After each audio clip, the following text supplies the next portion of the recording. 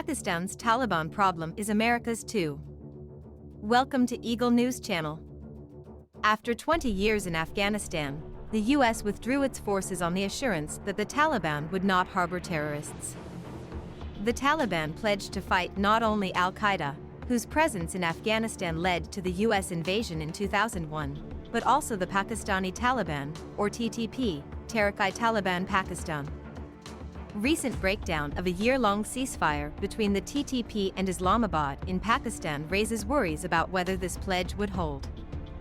The collapse of the ceasefire in Pakistan could raise cross-border tensions between the Afghan and Pakistani administrations. It's already highlighting ties between the Afghan and Pakistani Taliban. Pakistani Taliban leader Nur Wali Masood told CNN last spring that his group would want Afghan Taliban backing in exchange for pushing the U.S. out of Kabul. Like their Afghan counterparts, the Pakistani Taliban want to remove the government and impose Islamic law. In an exclusive interview with CNN this week, Masood accused Islamabad for the truce's breakdown, saying it violated the ceasefire and killed tens of our friends. When questioned if the Afghan Taliban were supporting his group, he was more cautious. "We're fighting Pakistan's war on Pakistani land," he said. "We can fight for decades with Pakistan's weapons and freedom spirit. This should worry Islamabad and Washington." The FBI has been tracking the TTP for at least 15 years, well before Faisal Shahzad's 2010 Times Square attack. The TTP was declared a terrorist group after the Times Square incident and still threatens U.S. interests. While Islamabad is keen to play down the threat from the organization, Interior Minister Rana Sanalla claims Pakistan can completely control conflict with the TTP and portrays ceasefire discussions as war talks. Its control of the situation hinges on the TTP remaining within Pakistan's borders. Attacks raise concerns. Islamabad's view of the situation differs from Masood's.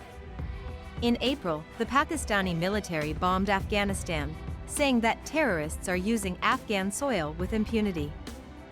The day after the truce collapsed in late November, Islamabad again claimed the TTP was utilizing Afghan territory as a safe haven, dispatching Foreign Minister Hina Rabbani Kar to Kabul.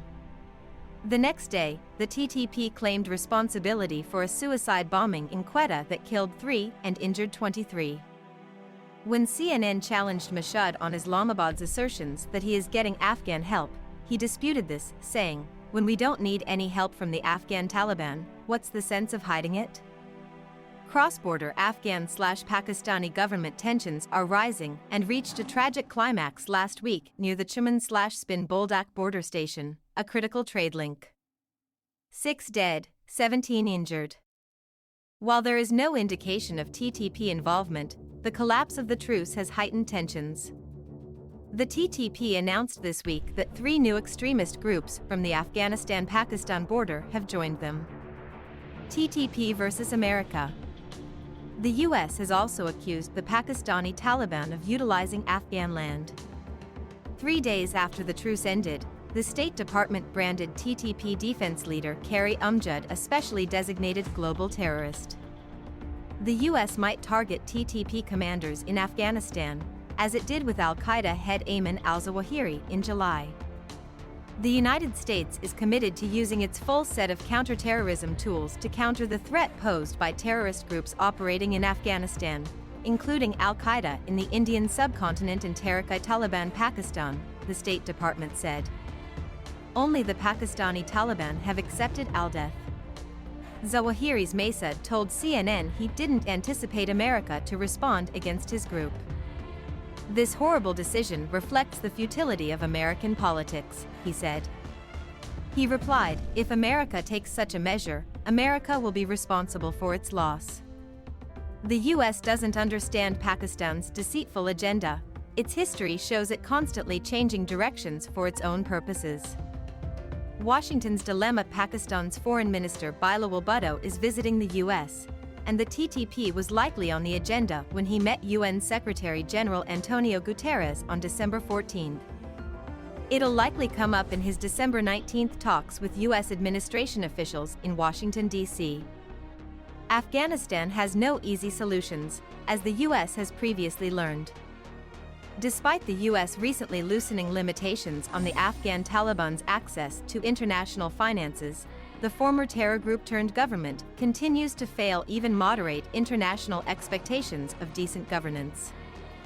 The UN human rights head recently accused the Afghan Taliban of systemic exclusion of women and girls from nearly all spheres of life, and they executed their first public execution since taking power last week. If the Afghan Taliban support the TTP, the US may face pressure to re-engage. Thank you for watching.